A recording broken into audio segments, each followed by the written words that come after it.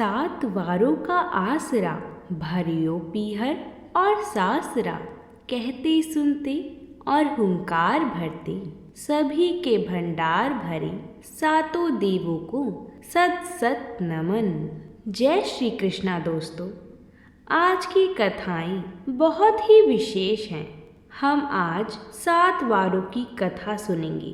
पुराणों में ऐसा बताया गया है कि सात वारों की कथा को नित्य नियम से सुनने से अखंड सौभाग्य की प्राप्ति होती है।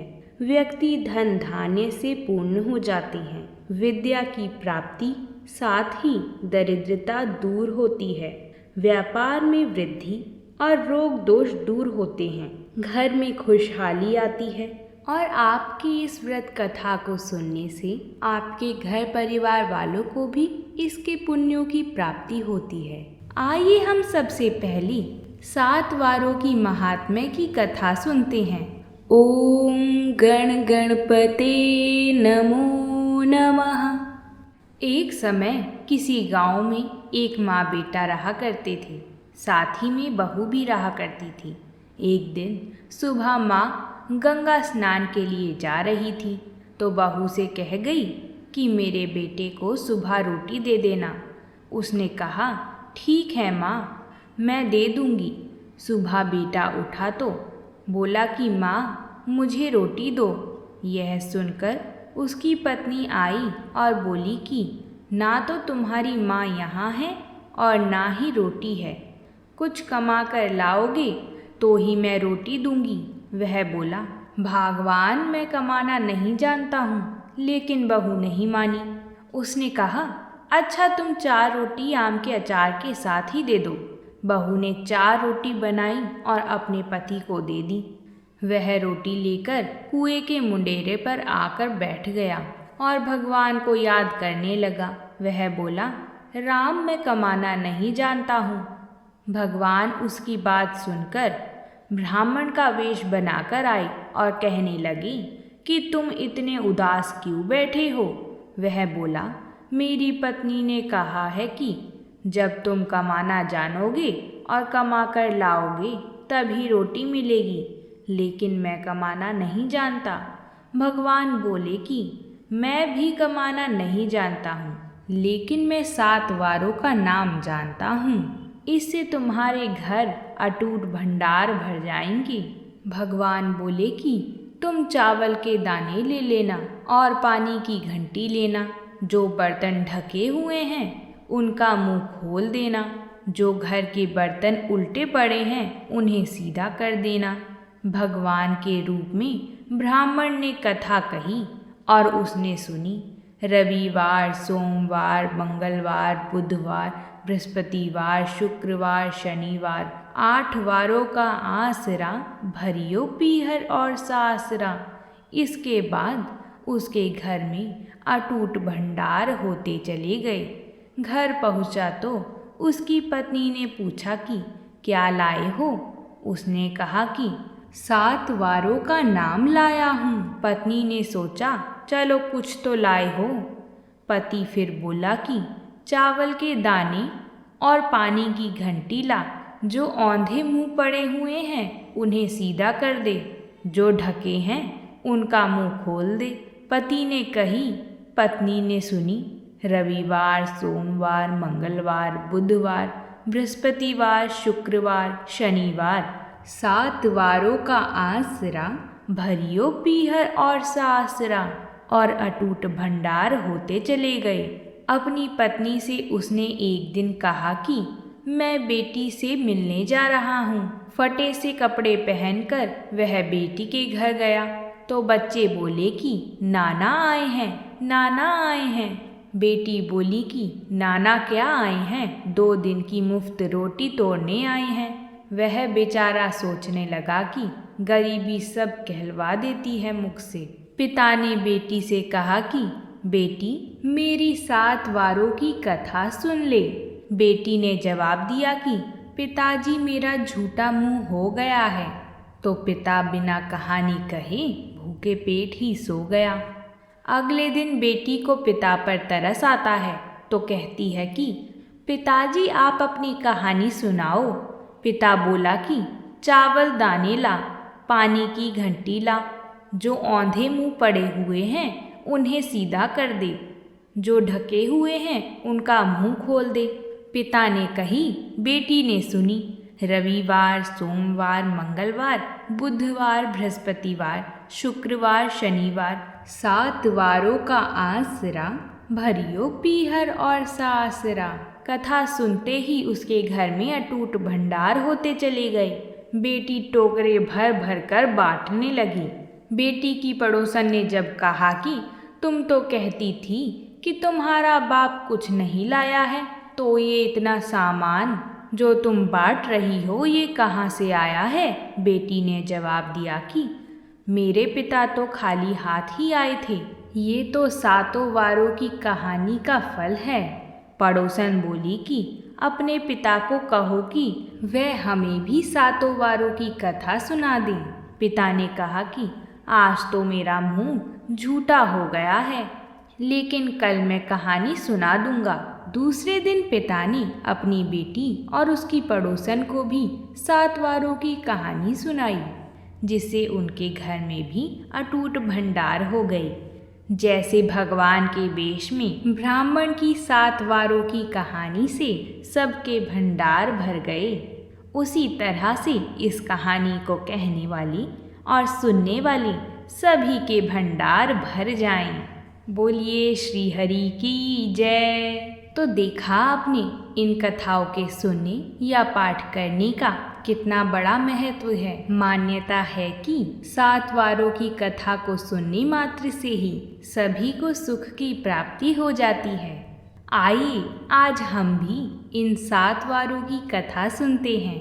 मान्यता है कि इन 7 वारों की कथा को सुनने या पढ़ने मात्र से ही सभी देवी देवताओं को प्रसन्न किया जा सकता है। इन कथाओं को व्रत में और अगर व्रत ना भी हो तब भी इन्हें सुन सकते हैं। इन कथाओं से घर में सुख शांति बनी रहती है और ऐसी मान्यता है कि भादो मास में इन कथाओं को सुनना और भी लाभकारी होता है। तो चलिए अब हम भी श्री हरि का नाम लेके इन कथाओं को शुरू करते हैं। मेरी आपसे प्रार्थना है कि इन कथाओं को बीच में छोड़कर इनका निरादर ना करें। सबसे पहले हम रविवार की कथा को सुनेंगे। जय श्री हरि। एक समय एक नगर में एक बुढ़िया रहती थी। उसका नियम था कि प्रति रविवार को सवेरे ही स्नान आदि करके घर को गोबर से लीपकर सूर्य भगवान की पूजा करती थी। रविवार व्रत की कथा सुनती थी, फिर भोजन तैयार कर और सूर्य भगवान को भोग लगाकर दिन में एक बार ही भोजन करती थी।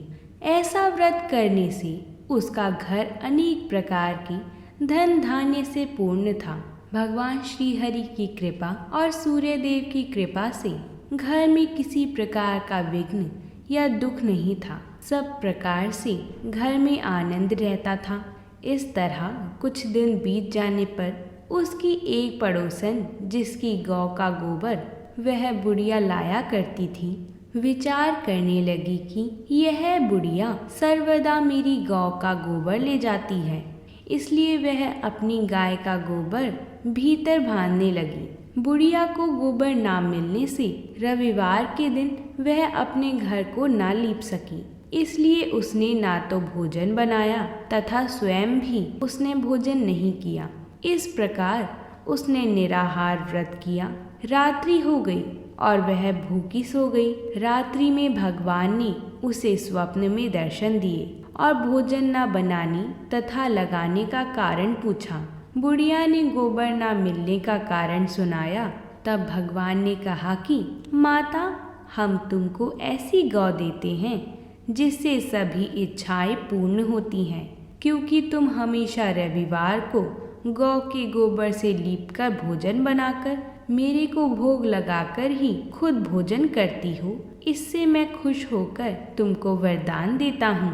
निर्धन को धन और बांझ को पुत्र देकर दुखों को दूर करता हूँ तथा अंत समय में मोक्ष देता हूँ। स्वप्न में ऐसा वरदान देकर भगवान तो अंतर ध्यान हो गए और बुढ़िया माई की आँख खुली तो वह देखती है कि आंगन में एक अति सुंदर गौ माता और उसका बछड़ा बंधा हुआ है। वह गाय और बछड़े को देखकर अति प्रसन्न हुई और उनको उसने घर के बाहर बांध दिया और वहीं खाने को चारा डाल दिया। जब उसकी पड़ोसन बुढ़िया ने घर के बाहर एक अति सुंदर गौ माता और उसके बछड़े को देखा तो दंग के कारण उसका हृदय जल उठा और उसने देखा कि गाय ने सोने का गोबर किया है, तो वह उस गाय का गोबर ले गई और अपनी गाय का गोबर उसकी जगह रख गई। वह नित्य प्रति ऐसा ही करती रही और सीधी साधी बुढ़िया को इसकी खबर नहीं होने दी। तब सर्वव्यापी ईश्वर ने सोचा कि चालाक पड़ोसन के कर्म से बुढ़िया ठगी जा रही है, तो ईश्वर ने संध्या के समय अपनी माया से बड़े जोर की आंधी चला दी। बुढ़िया ने आंधी के भय से अपनी गौ को भीतर बांध लिया।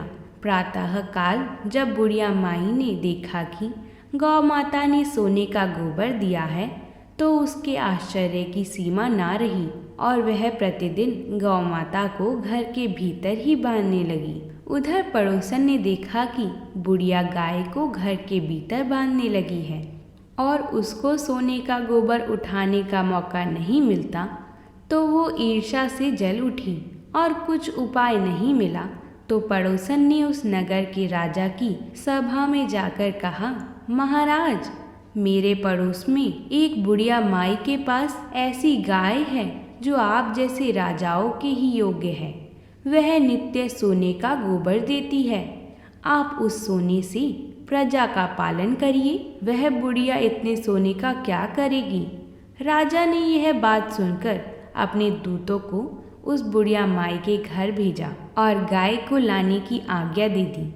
बुढ़िया माई ईश्वर को भोग लगाकर खुद भोजन ग्रहण कर रही थी कि तभी राजा के कर्मचारी गाय को खोलकर ले गए। बुढ़िया माई काफी रोई चिल्लाई, किंतु कर्मचारी के समक्ष कोई क्या कहता। उस दिन बुढ़िया माई गाय के वियोग में भोजन ना खा सकी और रात भर रो रो कर ईश्वर से गौ माता को पुनः पाने के लिए प्रार्थना करने लगी। उधर राजा गाय को देखकर बहुत प्रसन्न हुआ, लेकिन सुबह जैसे ही वह उठा, सारा महल गोबर से भरा दिखाई देने लगा। राजा यह देख घबरा गया। भगवान सूर्यदेव ने रात्रि में राजा को स्वप्न में कहा कि गाय को बुढ़िया माई को लौटाने में ही तेरा भला है। उसके परिवार के व्रत से प्रसन्न होकर मैंने उसे गाय दी थी। प्रातः होते ही राजा ने बुढ़िया माई को बुलाकर बहुत से धन के साथ सम्मान सहित गाय और बछड़े को लौटा दिया। उसकी पड़ोसन को बुलवाकर उचित दंड दिया। इतना करने के बाद राजा के महल से गंदगी दूर हुई।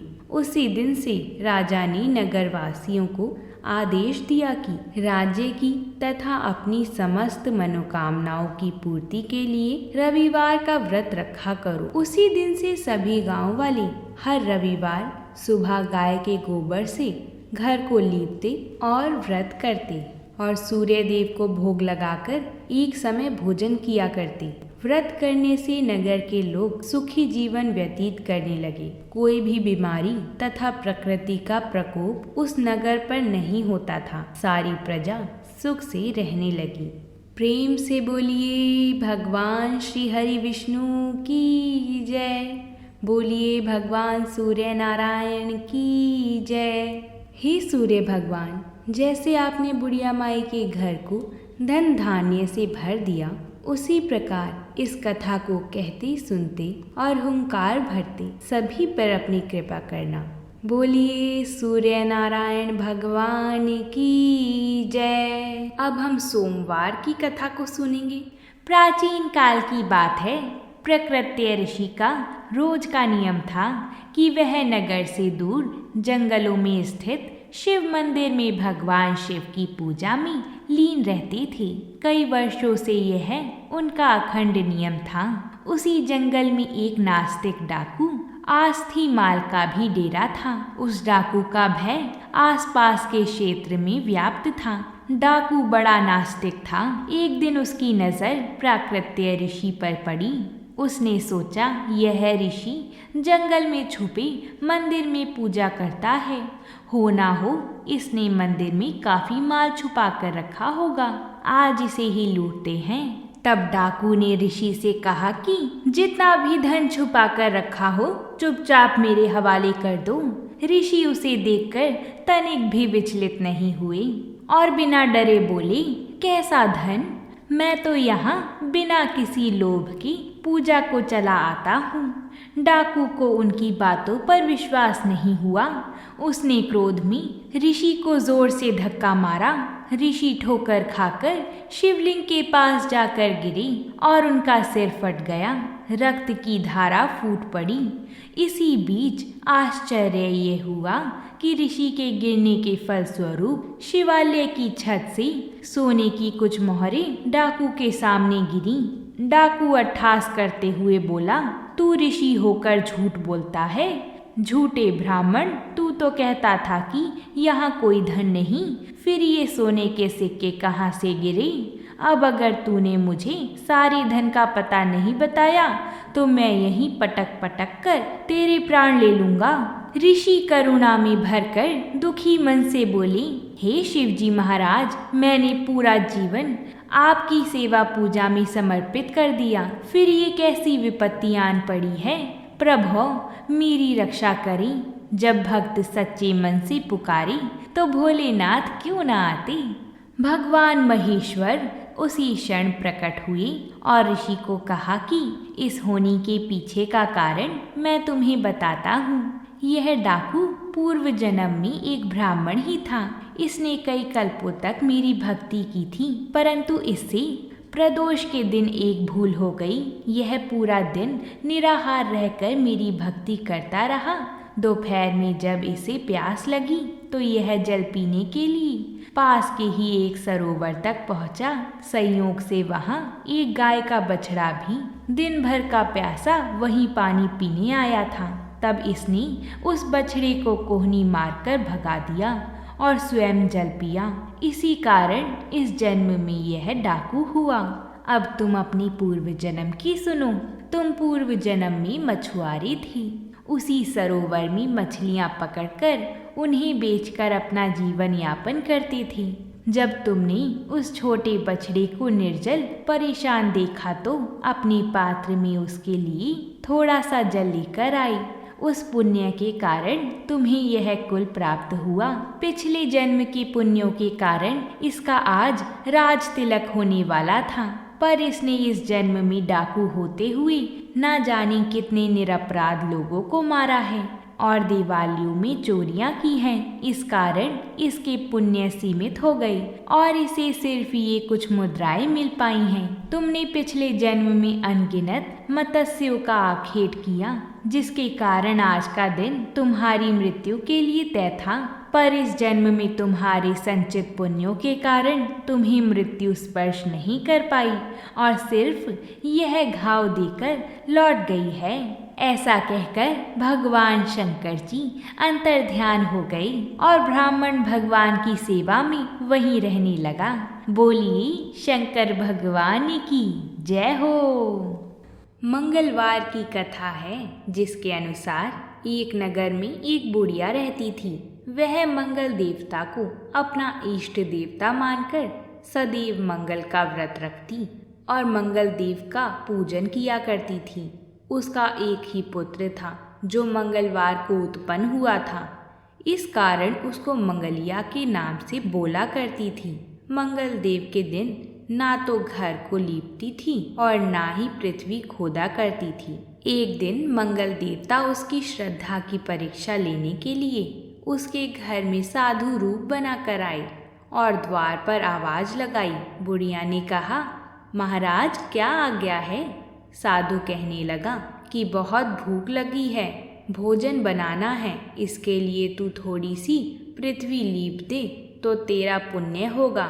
यह सुनकर बुढ़िया ने कहा, महाराज आज मंगलवार की व्रती हूँ, इसलिए मैं चौका नहीं लगा सकती।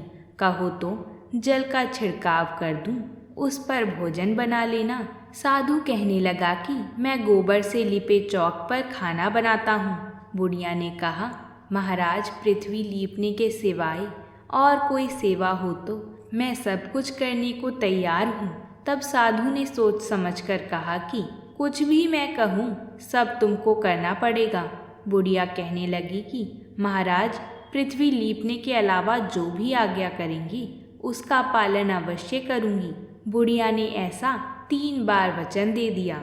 तब साधु कहने लगा कि तू अपने लड़के को बुलाकर औंधा लिटा दे, मैं उसकी पीठ पर भोजन बनाऊंगा। साधु की बात सुनकर बुढ़िया चुप हो गई।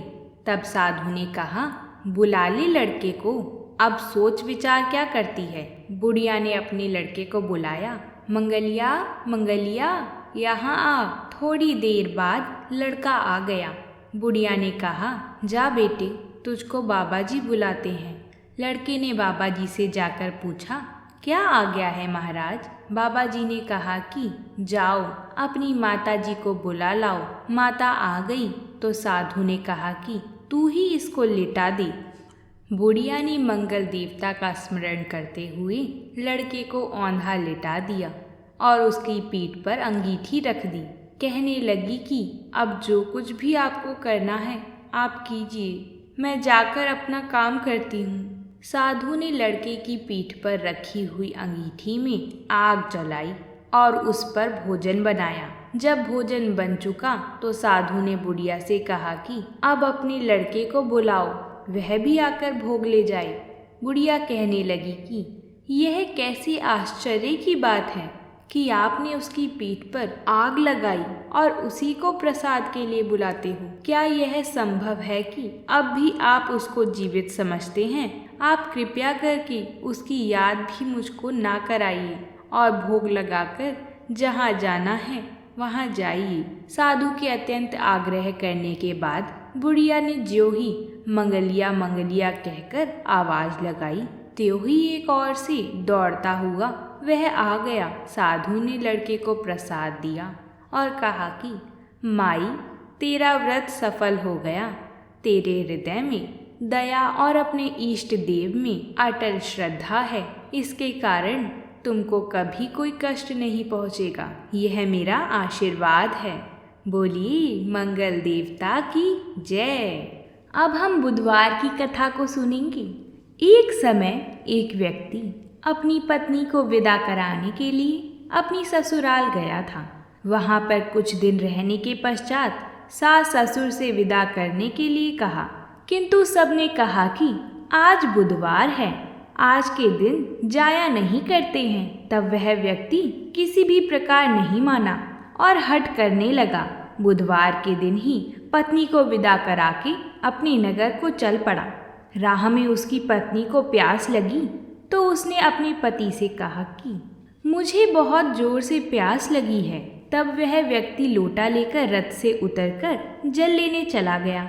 जैसे ही वह व्यक्ति पानी लेकर अपनी पत्नी के निकट आया तो वह यह देखकर आश्चर्यचकित हो गया कि ठीक अपनी ही जैसी सूरत तथा वैसी ही वेशभूषा में वह व्यक्ति उसकी पत्नी के साथ रथ में बैठा हुआ है।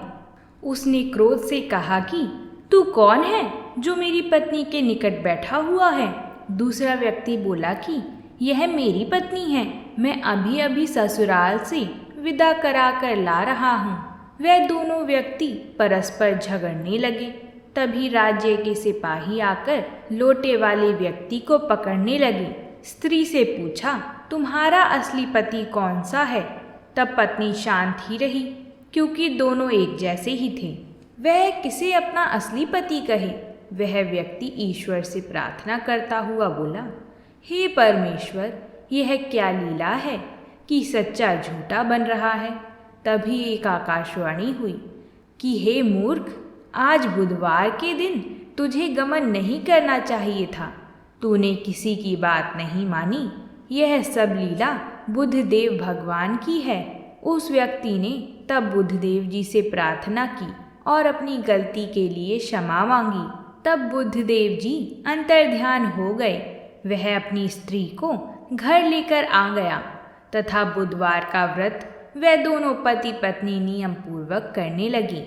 जो व्यक्ति इस कथा का श्रवण करता है तथा सुनता है उसको बुधवार के दिन यात्रा करने का कोई दोष नहीं लगता।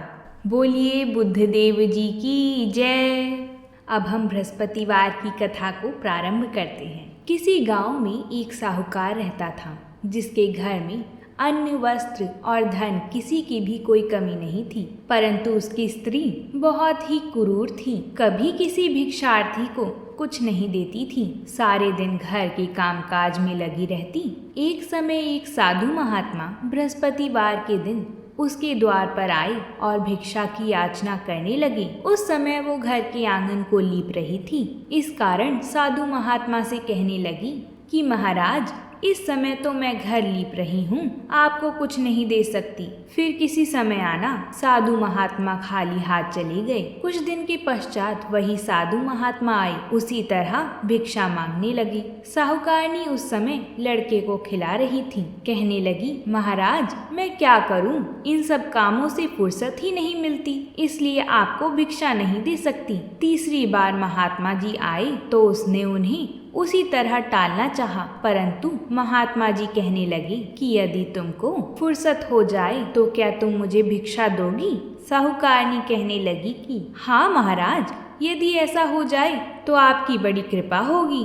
साधु महात्मा जी कहने लगे कि अच्छा, मैं उपाय बताता हूँ। तुम बृहस्पतिवार के दिन जल्दी उठो और सारे घर में झाड़ू लगाकर कूड़ा एक कोने में जमा करके रख दो। घर में चौका इत्यादि मत लगाओ। फिर स्नान आदि करके घर वालों से कह दो कि उस दिन सब हजामत अवश्य बनवाएं। रसोई को बनाकर चूल्हे के पीछे रखा करो, सामने कभी मत रखो। शाम काल में अंधेरे होने के बाद दीपक जलाओ तथा बृहस्पतिवार को पीले वस्त्र मत धारण करो, ना पीले रंग की चीजों का भोजन करो। यदि ऐसा करोगी तो तुमको घर का कोई काम नहीं करना पड़ेगा। साहूकारनी ने ऐसा ही किया। बृहस्पतिवार के दिन वो जल्दी उठी, झाड़ू को लगाकर कूड़े को एक कोने में जमा करके रख दिया। पुरुष ने हजामत बनवाई, भोजन बनाकर चूल्हे के पीछे रख दिया। वह सब बृहस्पतिवार को ऐसा ही करती रही। अब कुछ काल बाद उसके घर में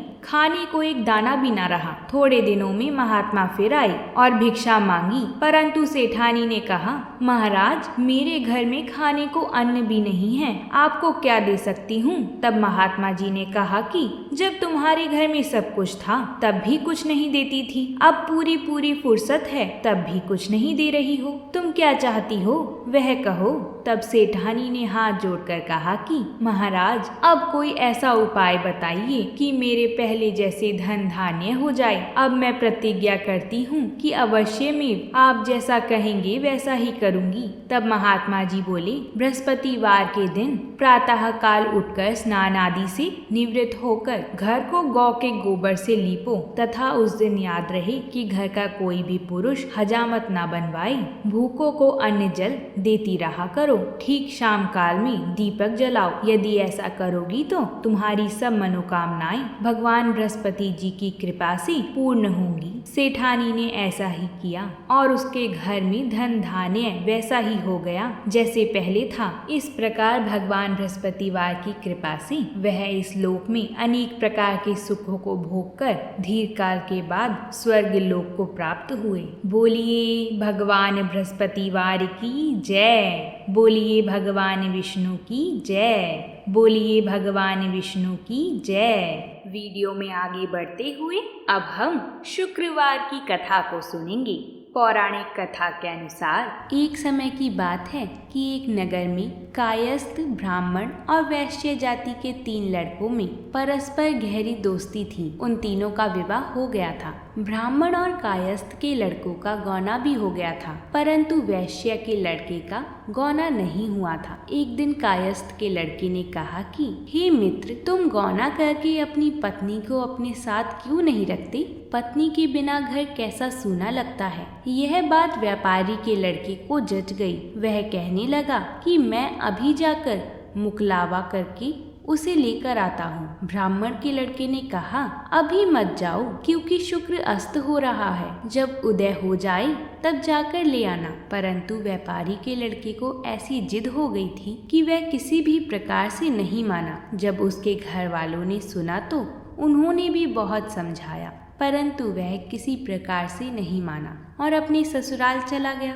उसको आया देखकर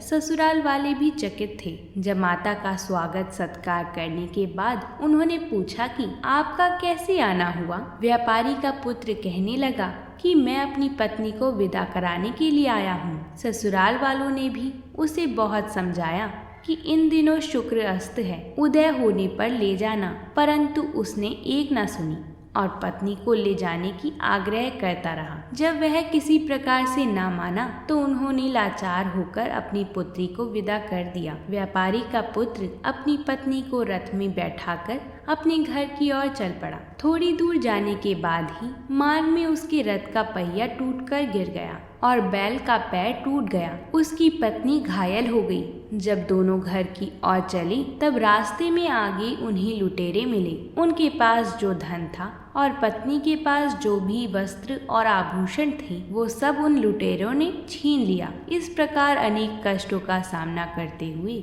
जब पति पत्नी अपने घर पहुँचे तो आते ही व्यापारी के लड़के को सांप ने काट लिया। वह मूर्छित होकर गिर गया। तब उसकी पत्नी अत्यंत विलाप करने लगी। व्यापारी ने अपने पुत्र को वैद्य को दिखलाया तो वैद्य कहने लगी, यह 3 दिन में मृत्यु को प्राप्त हो जाएगा। जब उसके मित्र ब्राह्मण के लड़के को सारी बात का पता लगा तो उसने कहा, सनातन धर्म की प्रथा है कि जिस समय शुक्र का अस्त हो कोई अपनी स्त्री को नहीं लाता, परंतु यह शुक्र के अस्त में स्त्री का विदा कराकर ले आया। इस कारण ही सारे विघ्न उपस्थित हुए हैं। यदि यह दोनों ससुराल वापस चले जाएं और शुक्र के उदय होने पर यह पुनः आवे तो निश्चय ही विघ्न को टला जा सकता है। सेठ ने अपने पुत्र और उसकी पत्नी को शीघ्र ही उसके ससुराल वापस पहुंचा दिया। वहां पहुंचते ही व्यापारी के पुत्र की मूर्छा दूर हो गई और साधारण उपचार से ही सर्प विष से मुक्त हो गया। अपने दामाद को स्वस्थ देखकर ससुराल वाले अत्यंत प्रसन्न हुए। व्यापारी का पुत्र अपने ससुराल में ही स्वास्थ्य ठीक कराता रहा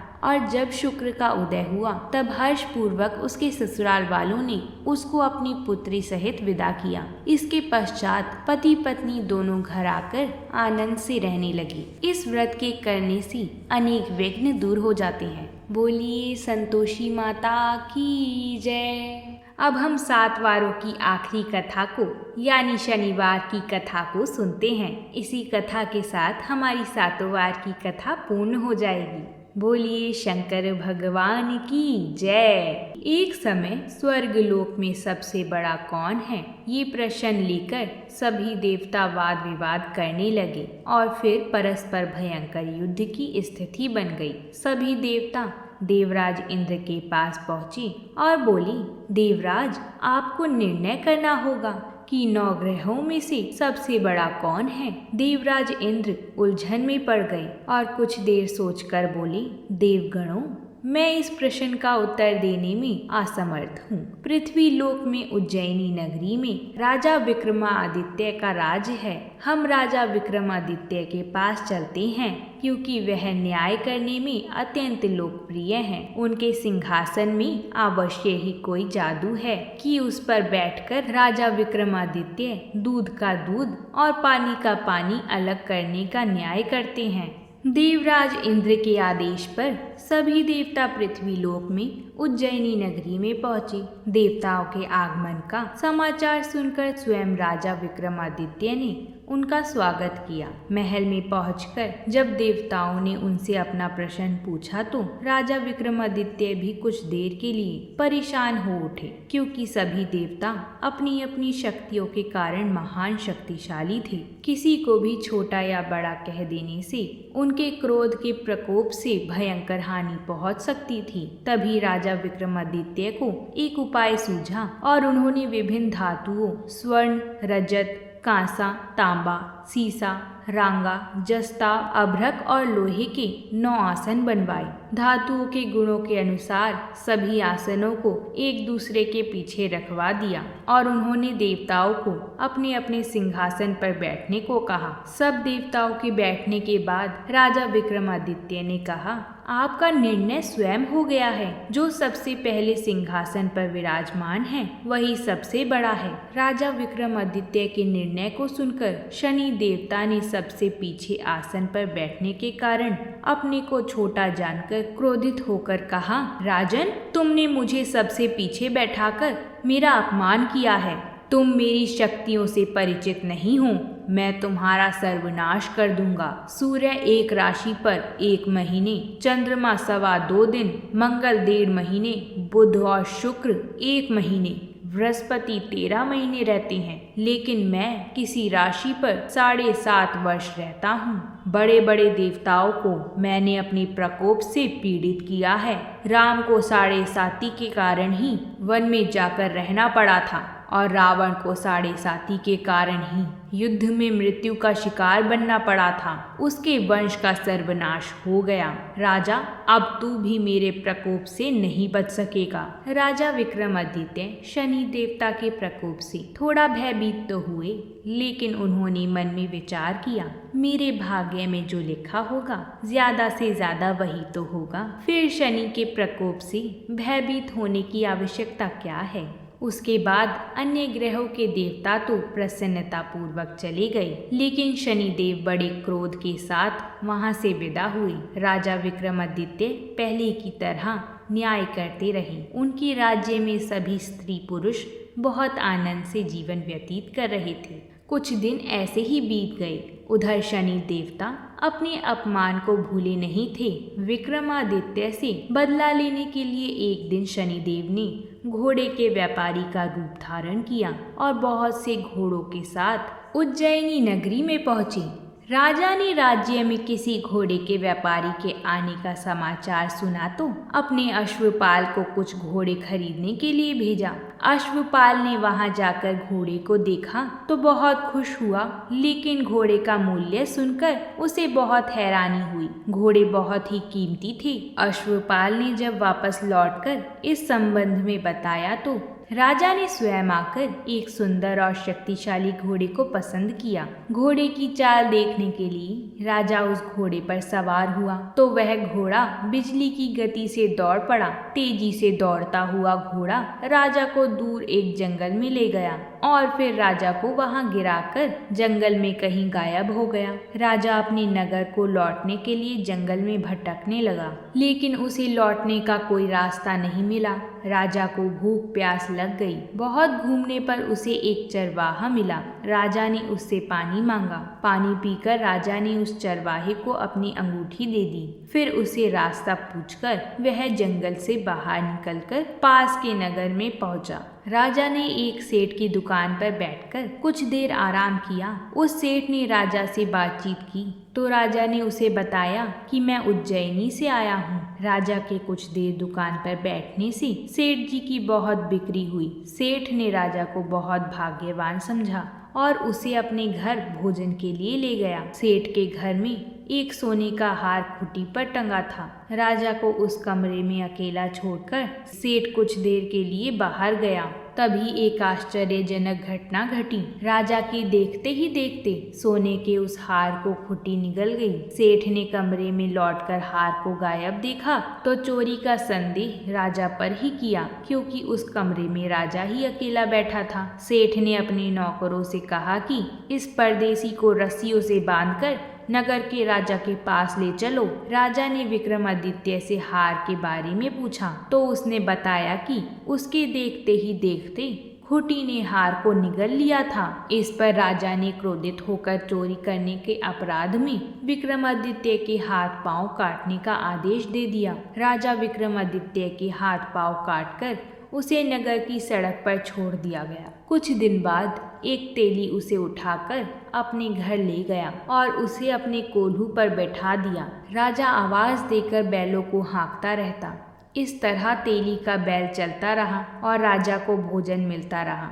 शनि के प्रकोप से 7.5 पूरे होने पर वर्षा ऋतु प्रारंभ हुई। राजा विक्रमादित्य एक रात मेघ मल्हार गा रहे थे कि तभी नगर के राजा की लड़की राजकुमारी मोहिनी रथ पर सवार उस तेली के घर के पास से गुजरी। उसने मेघ मल्हार सुना तो उसे बहुत अच्छा लगा और दासी को भेजकर गाने वाले को बुला लाने को कहा। दासी ने लौटकर राजकुमारी को अपंग राजा के बारे में सब कुछ बता दिया।